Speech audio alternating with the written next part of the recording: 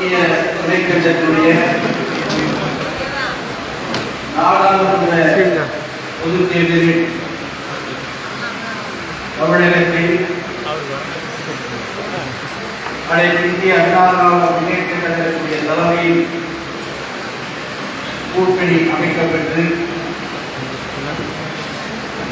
இன்று கழகத்தினுடைய போற்றுதலுக்குரிய பொதுச் செயலாளர்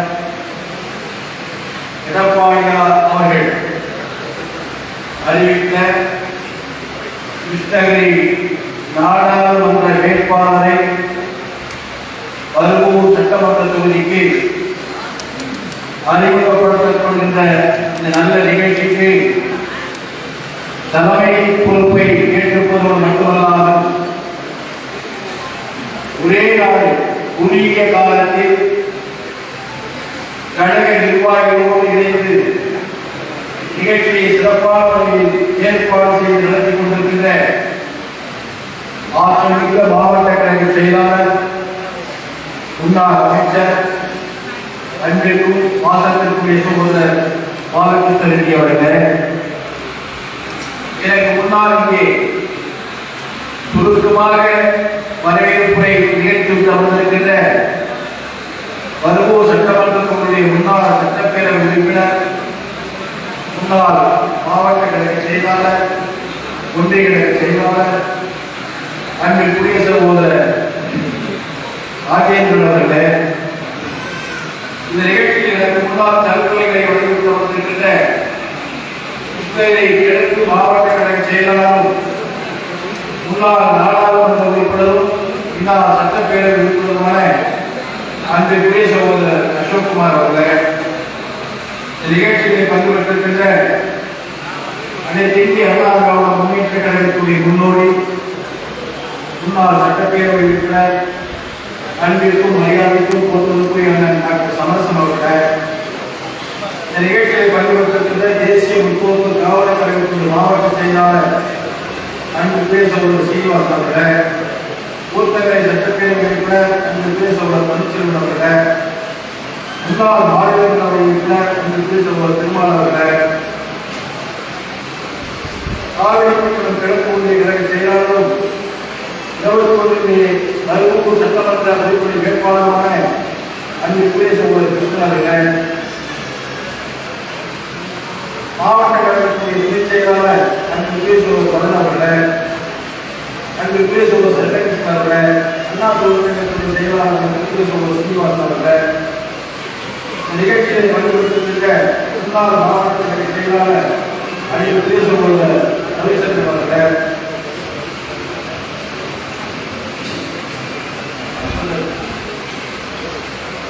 அன்பிற்குரிய சகோதரர் திருமாவளவன் அவர்களே,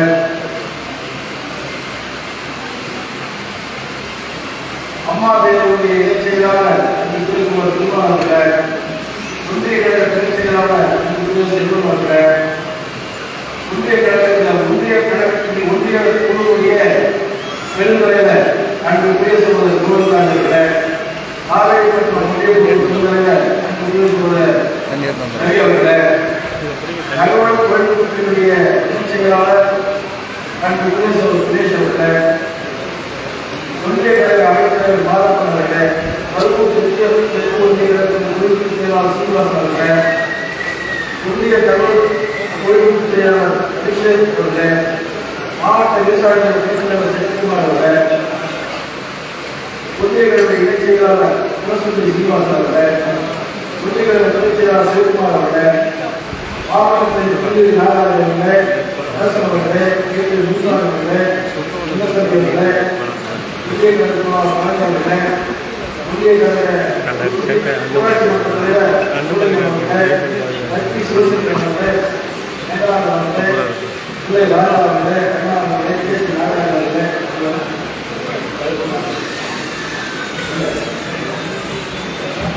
தேசிய முற்போக்கு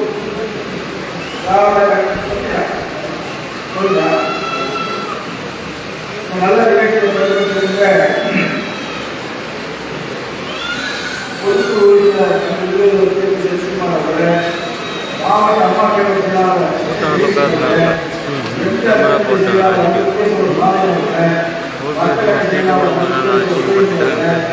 மாவட்ட மாவட்ட தகவல் தொழில்நுட்ப செயலாளர் கார்த்திகேயன் மாவட்ட பொதுப்பிரிவு தேர்தல் செயலாளர் முருகேஸ்வரர் ராஜேஸ்வரன் தேசிய மாவட்ட நிர்வாகிகள் மாவட்ட அமைச்சர் சிவராஜ் அவர்கள் ஓம்சக்தி சங்கர் அவர்கள் நகர துணை செயலாளர் முருகன் ஒன்றிய செயலாளர் சப்பாத்தி அவர்கள் ஒன்றிய செயலாளர் கணி அவர்கள் ஒன்றிய செயலாளர் கோவிந்தார் அவர்கள் தேர்தல் செயலாளர் டி கோவிந்தார் அவர்கள் ஒன்றிய செயலாளர் சுந்தர் அவர்கள் தேர்தல் செயலாளர் மகேஸ்வரன் அவர்கள் மாநில பொதுக்குழு அಧ್ಯட்சர் ஈடு அவர்கள் மற்றும் அறிமுக நிகழ்ச்சி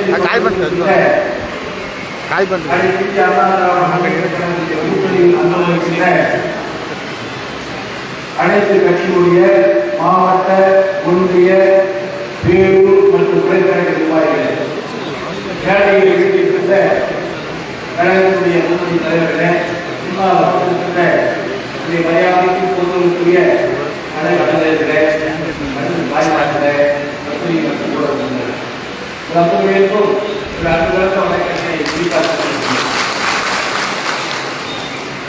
நடைபெற இருக்கின்ற நாடாளுமன்ற தேர்தலில் கிருஷ்ணகிரி நாடாளுமன்றத்துடைய வேட்பாளராக கழகத்துடைய பொதுச் செயலாளர் போற்றுக்குரிய எடப்பாடி அவர்கள் அன்பு சமூக வேட்பாளர் அவர்களை இங்கே வேட்பாளராக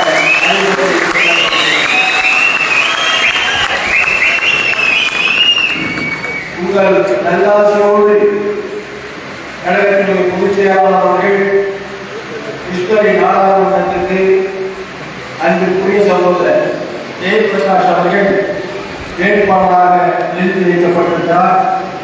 நீங்கள் அவருக்கு கடுமையாக உழைத்து வெற்றியை தேடித் தர வேண்டும் என்று மெத்த பணியோடு நான் கேட்டுக்கொள்கிறேன்.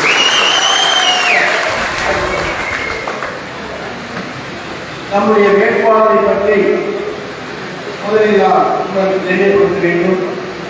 ஏனென்று சொன்னால் இந்த வேட்பாளரை நம்முடைய பருவூர் சட்டமன்ற தொகுதிக்கு குறிப்பிட்டவர்களுக்கு தெரியும். அனைத்து கழக உடன்படுப்புகளுக்கும் கூட்டணியிலே இருக்கின்ற தேசிய முற்போக்கு திராவிட கழகத்திற்கும் சிபிஐக்கும் புதிய தமிழகத்திற்கும் அதே போல குடியரசுக் கட்சிக்கும் அறிமுகம் இல்லை. அதனால்தான் இவரை முதலில் அறிமுகப்படுத்தி இவர் ஒரு நல்ல திறமையான கழக தொண்டர். இவருக்கு டெல்லிக்கு அனுப்புவதற்குரிய அத்தனை மொழியும் இவருக்கு தெரியும். ஏனென்று சொன்னால் டெல்லி பாராளுமன்றத்தில் நாம் தமிழில் பேசினால் அங்கே இன்டர்பிரட்டர் அதை டிரான்ஸ்லேட் செய்து ஆங்கிலத்திலேயும் இந்தியிலேயும் நம்ம சொல்லுவாங்க. ஒவ்வொரு தாய்மொழியில் பேசுகின்ற பொழுதும் அது தமிழாக இருந்தாலும் சரி, கன்னடமாக இருந்தாலும் சரி, ஒடியாவாக இருந்தாலும் சரி, மராட்டாக இருந்தாலும் சரி, குஜராத்தாக இருந்தாலும் சரி, அவருடைய தாய்மொழியில் பேசுகின்ற பொழுது மற்றவர்களுக்கு அந்த தாய்மொழி தெரியாது. ஆனால் பொதுவான மொழி டெல்லி பாராளுமன்றத்தில் முதலில் ஹிந்தியும் இரண்டாவது ஆங்கிலம் வைத்திருக்கிறார்கள். அப்படி ஆங்கிலம் வைத்திருக்கின்ற இந்த இரண்டு மொழி தன் தாய்மொழியான தமிழ் மொழியோடு அன்புக்குரிய சகோதரர் ஜெயபிரகாஷ் அவர்கள் அழகாக ஆங்கிலம் பேசுவார், அழகாக ஹிந்தி பேசுவார், அழகாக தெலுங்கு பேசுவார், அழகாக கன்னடம் பேசுவார், ஆக அழகாக உருது பேசுவார். கிட்டத்தட்ட 5 மொழிகளை கற்றுத் தேர்ந்த நல்ல வேட்பாளராக நம்முடைய கழகத்திலே பொதுச்செயலாளர் எடப்பாடி அவர்கள் கிருஷ்ணகிரி நாடாளுமன்றத்தில் இருக்கிறார்கள். எனவே இவர் உங்களுடைய உழைப்பால், உங்களுடைய தியாகத்தால் இந்த மாவட்ட தொகுதி மக்கள் வாக்களித்து வெற்றி பெற்று நாடாளுமன்றத்துக்கு செல்வார் என்று சொன்னார். அங்கே மற்ற மாநிலங்களில் பேசக்கூடியவர்கள் இந்தியில் பேசினாலும் நம் தமிழகத்தை பற்றி ஏதாவது தவறாக பேசினால் உடனே எழுந்து பதில் சொல்லக்கூடிய மொழி தெரிந்த வேட்பாளர் நம்முடைய வேட்பாளர். இந்தி பேசினால்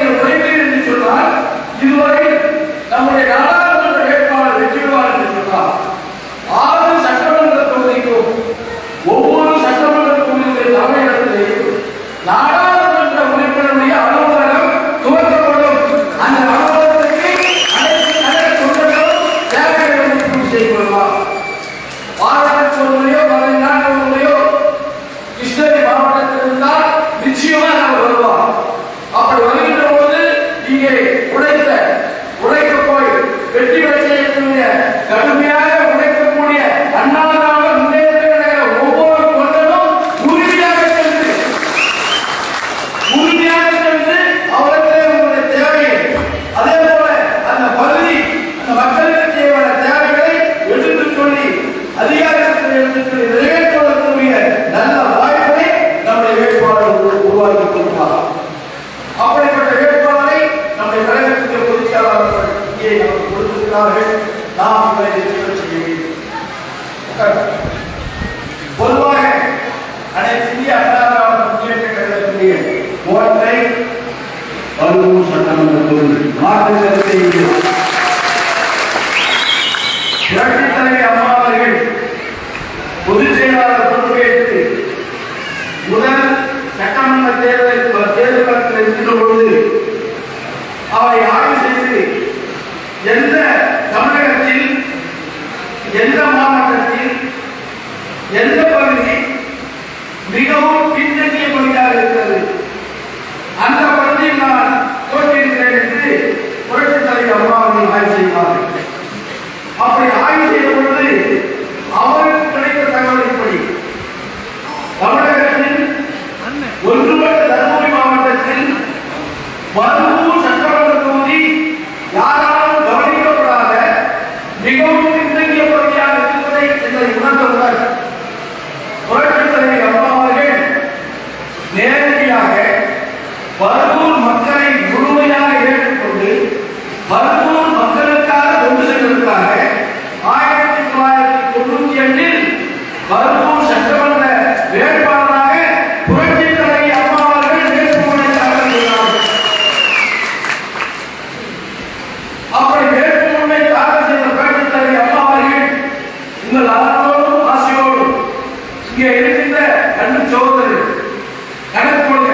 இது கிட்டத்தட்ட 91னா 30 வருஷத்துக்கு மேல 30 வருஷம் தானா இப்ப நினைச்சிருக்கிறோம்.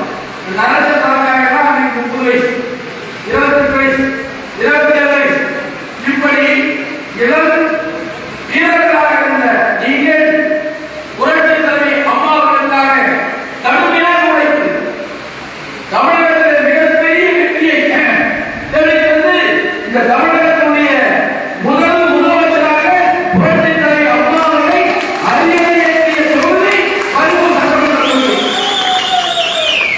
அப்படி அரியணை ஏற்றி வைத்தவர்கள் நீங்கள். அப்படி அரியணை ஏற்றி வைத்த புரட்சித் தலைவி அம்மா அவர்கள் எவ்வளவு நன்றியோடு இருக்கிறார்கள். சுதந்திர கிட்டத்தட்ட 45 ஆண்டு காலம் ஆனாலும் கூட நம்முடைய ஒன்றுபட்ட தருமபுரி மாவட்டத்தில் ஒரே ஒரு காலேஜ் தான். நம்ம பிள்ளைகள்லாம் படிக்கணும். அவன் அந்த முதல் கேட்ட கேள்வி முதலமைச்சர் ஆனது நாம் ஒரு மாவட்டம் செய்யலாம். அதிகாரி அழைத்து உட்கார பேசுகிறார். நான் ஒரு மாவட்ட செயலாளர் என்னை ஒரு பக்கத்தில் உட்கார வைத்திருக்கார். நான் பேசுகிறேன். அவர் முதல் கேட்ட அதிகாரத்தில் கேட்ட கேள்வி இந்த பின்தங்கிய மாவட்டமான அதில் பருவூர் தொகுதி கல்வியிலே எந்த என்பதை கேட்கிறார். இது கேட்ட பொழுது 91 அந்த கல்வியை அதிகாரி கொள்ளுகிறார்கள்.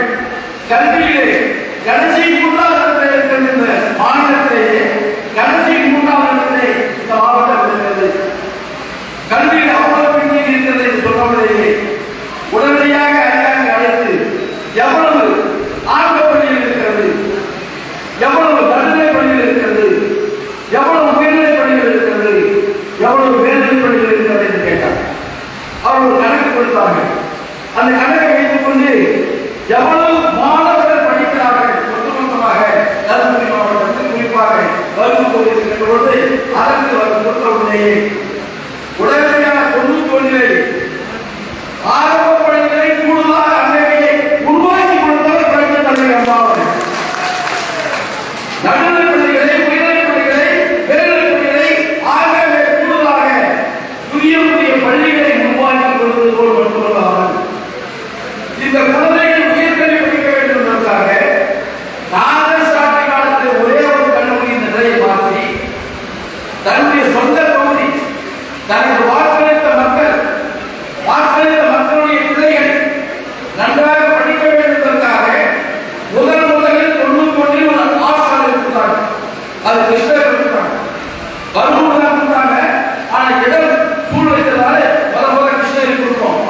கொடுத்தாங்க.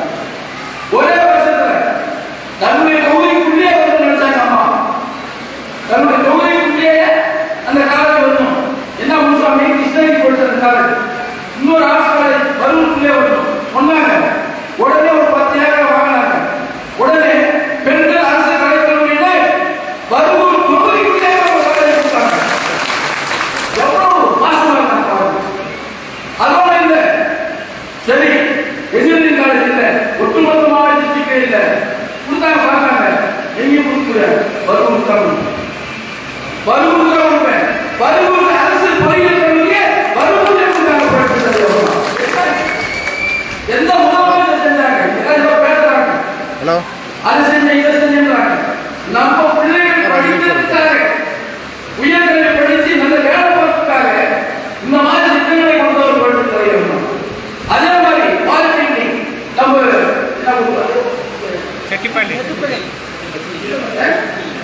செட்டிப்பள்ளி ஒரு பாலிடெக்னிக் இருக்காங்க. இப்படி பல கல்லூரிகளை கொண்டு இந்த மாணவ செல்வங்களை படிக்க வைத்தாங்க. என்ன காரணம்? பின்தங்கிய ஒரு குழு. ஆனா நம்முடைய இந்த தொகுதி மக்களும் நன்றியோடு தான் இருக்காங்க. சேவல் நிற்கும் போதே தமிழ்நாட்டில் சொல்லுங்க பருவூர் தொகுதி உண்மை. பருவூர் தொகுதி ராஜேந்திர புரட்சித்தலைவி அம்மா அவர்கள் வாக்குகளை ஜெயிச்சாங்க. 90 ஜெயிச்சாங்க. 96 ஏதோ ஒரு விதி அவ்வளவு செஞ்சாங்க. ஒண்ணு ரெண்டு செய்யல, 6 மாதம் கொடுத்துருந்தாங்க. நாங்கள் தீவிரம் போய் சேர்த்து ஒரு நாள் போய் அம்மா கிட்ட கும்பிட்டு என்ன சொன்னாங்க, அம்மா நாம வந்து இடையிலாத மாணவர்களை கொடுக்கணும், அதெல்லாம் வந்து தீவிரம் வாங்கி போனாங்களா அப்படின்னு உடனே போவோம். அம்மாவுக்கு நீ என்ன பேசுற? எங்க தொகுதியில நான் யாரோட கொடுப்பேன், நீ அதெல்லாம் கேட்கற. எப்படி பாருங்க, புரட்சித்தலைவி அம்மா அவர்கள் பருவூர் தொகுதியை பொறுத்தவரை கட்சி பார்க்கவில்லை, ஜாதி பார்க்கவில்லை, மதத்தை பார்க்கவில்லை. நம்முடைய தொகுதி மக்கள் அவர்களுக்கு தேவையானதாக செய்ய வேண்டும் என்று சொன்னார்கள். அப்படிப்பட்ட தொகுதி, அந்த தொகுதி மீண்டும் நம்முடைய புரட்சித் தலைவருடைய அரசியல் வாரிசாக புரட்சித் தலைவருடைய புகழை காக்கக்கூடிய போடுவதற்குரிய எடப்பாடியாருக்கு நீங்கள் உறுதுணையாக இருக்க வேண்டும். இந்த தேர்தலில் ஏற்கனவே மாவட்ட கழகத்தில் சொன்னது போல ஒவ்வொரு பூத்திலையும் பூத்தொகுதி அமைக்கப்பட்டு இளைஞர்கள் வாசல் அமைக்கப்பட்டு மகளிருக்கு அளிக்கப்பட்டு ஒரு பூத்தில் 59 பேர் இருக்கிறார். இந்த 59 பேரும் 4 ஓட்டு ஒருத்தர் வாங்கினா போதும். 6 நாள் 240 ஓட்டு வந்தது. ஒரு பூத்துக்கு 4 ஓட்டு ஒரு ஆள் வாங்கினா 240 ஓட்டு வந்தது. எப்படி போற கட்சிக்காரன் போடலாம், எப்படி போற கட்சிக்காரன் போனா ஒரு லட்சம் ஓட்டு ஒட்டுமொத்தமாக கணக்கு கணக்கு 1 லட்சம் ஓட்டு வந்தது. அவசியே பண்ண தேவையில்லை. அந்தந்த பகுதியில் நீங்கள் சென்று வாக்காளர்களை சென்று நீங்கள் வாக்கு 3 வருஷம் சொல்றாரு ஸ்டாலின் நிறைய பொய் பேசுறாரு. பொய் பேசுறதுக்கு ஒரு நோபல் பரிசு கொடுத்தா இந்த முதலமைச்சர் ஸ்டாலின் தான் கொடுக்கணும். ஏன்னா அவர் எழுந்திருந்து உட்கார்ந்து படுத்து பொய்யா பேசிட்டு எல்லா விஷயத்தையும் நிறைவேற்றார். எல்லா விஷயத்தையும் நிறைவேற்றி சொல்றாரு ஸ்டாலின் அவர்கள். இந்த கிருஷ்ணகிரி மாவட்டம் என்ன பண்ண மரணான கேட்கறா வச்சுக்கமா நல்லா கேட்க கொடுக்குமா அந்த ஸ்கீம் இருந்தாரு. இவன் சாப்பாடு போடுறாங்க 1000 ரூபாய் நான் கேட்கிறேன். இதெல்லாம் சொல்லணும், நீங்க வாக்காளர்களுக்கு கூட சொல்லணும். ஏதோ 2 காலம் செஞ்சு சும்மா ஏமாந்த. ஆனா புரட்சித் தலைவர் எம்ஜிஆர் சத்துணவு திட்டம் கொடுத்தார். அந்த சத்துணவு திட்டம் 82 கொடுத்தது. இன்னைக்கு மாணவர்கள் படிச்சுட்டு இருக்காங்க. அந்த திட்டத்தை கொடுத்தது நாம அம்மா குழந்தைகளுக்கு பாடப்புத்தகம் கொடுத்தாங்க. பேனா, பென்சில், ரப்பர், துணி, சைக்கிள், லேப்டாப் இதெல்லாம் கொடுத்தாங்க. இது லைவ்ல இருக்கு. இது ஒன்றும் பண்ணல. இதே மாதிரி ஒன்றும் பண்ணாத. இன்னைக்கு தொழிற்சாலை கொடுத்தாங்க. நம்முடைய வறுப்பு நினைச்சு பார்த்தோம்னா வறுப்பு தொழிற்சாலை நினைச்சு பார்த்தோம்னா அந்த ஷூ ஃபேக்டரி 10,000 பேர் வேலை கொடுத்தான். அது கொடுத்தது யாரு? புரட்சித் தலைவி அம்மா அவர்கள். நீ ஓலா காட்டுறதுக்கு அதுல 10,000 பெண்கள் நடந்தாங்க. அம்மா திட்டம் நீ பருவூர் தாலுகா, அதே மாதிரி கோச்சமணி தாலுகா, சொந்த தொகுதியிலே 2 தாலுகாவை கொண்ட ஒரே ஒரு தொகுதி வந்து கோயிலுடைய போகலாம். 2 தாலுகா கொண்டாங்க. அதே மாதிரி ஆசு தேவாலயம் கொண்டாங்க. அதே மாதிரி நம்முடைய நீதிமன்றம் எல்லாமே தேவையான அடிப்படை வசதிகளை மக்கள் வெளியில் எங்கேயும் போகாம இங்கே வருது. நீங்க பாத்தீங்கன்னா காலையில நம்ம ஊர்ல பேக்கெட் பஸ் என்ன இருந்துச்சு, எல்லா பெண் பிள்ளைகளும் பிளஸ் 2 படிச்சு 15,000 ரூபாய் 20,000 ரூபாய் சம்பளம் உறுதி. அந்த குழந்தைங்க போனா வேற உண்டு, வேற இருந்துச்சுன்னா 20,000 ரூபாய் சம்பளம். அந்த திட்டத்தை கொண்டு வந்து அமல்படுத்தியது அதிமுக ஆட்சி. இதெல்லாம் சொல்லணும். இதெல்லாம் சொன்னாதான் மக்கள் மாறுவாங்க. நான் 1000 ரூபாய் கொடுத்து 1000 ரூபாய் கொடுத்து சொல்லுவாங்க. 1000 ரூபாய் கொடுத்தேன், என்ன சொல்லி கொடுத்தேன்? எல்லாருக்குமே 1000 ரூபாய் கொடுத்து சொன்னேன். எல்லா ரேஷன் கடையில் இருக்கிற பெண்கள் தான் 1000 ரூபாய் கொடுத்து சொன்னேன். ஒருத்தர் கொடுத்து ஒருத்தர் கொடுக்கல. அப்படி கொடுத்தது யாருன்னு பார்த்தா திமுக ஆரம்பிக்கலாம். பக்கத்தில் அதிமுக முன்னாடி கொடுக்கல. இப்படி பாரபட்சமான திட்டத்தை நிறைவேற்றிய கட்சி ஆட்சி நிர்வாகி. இதெல்லாம் எடுத்து சொல்லணும். எனவே இவற்றை அன்போடு வணக்கத்தோடு கேட்டுக் கொள்வதெல்லாம் இன்னும் கரெக்டா 20 நாள்ல கட்சி நிர்வாகிகள் பொறுப்பாளர்கள் ஒவ்வொரு கூட்டா சேர்ந்து வேற எங்கேயும் போறாங்க. வேற எங்கேயும் போறாங்க. ஏன்னா இந்த பார்லிமெண்ட் எலெக்ஷனே ஒரு ரொம்ப முக்கியத்துவமான எலெக்ஷன். இந்தியா மத்தியில் ஆட்சி அமைத்தாலும் கூட தமிழகத்தை பொறுத்தவரை இதுல ஜெயிச்சானா 2000 எடப்பாடியார் மீண்டும் முதலமைச்சராவதற்கு இந்த தேர்தல் அடித்தளமாக.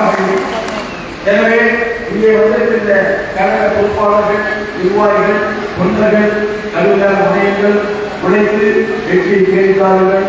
இந்த வெற்றி தேர்தல் என்று சொன்னால் இந்த இயக்கம் உயிருள்ள வரை உங்களுக்கு விசுவாசமாகவும் உங்களுடைய எண்ணங்களை ஈடேறக்கூடிய நிலையிலும் கட்சியிலிருக்கும் நாங்களும் இருப்போம், உங்களோடு இருப்போம், உங்களில் ஒருவராக இருப்போம்.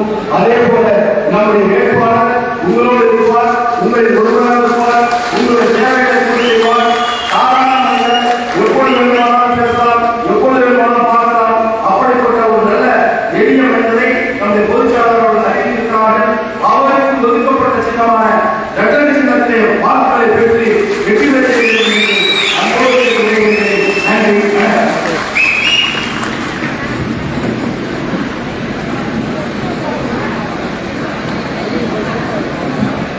இந்த நல்ல நிகழ்ச்சியில் வருகை புரிந்து வேட்பாளரை அறிமுகம் செய்து நல்ல கருத்துக்களை உங்களுக்கு கூறி இடம் சார்ந்திருக்கின்ற நம்முடைய மண்ணின் மைந்தரும் நம்முடைய மாநில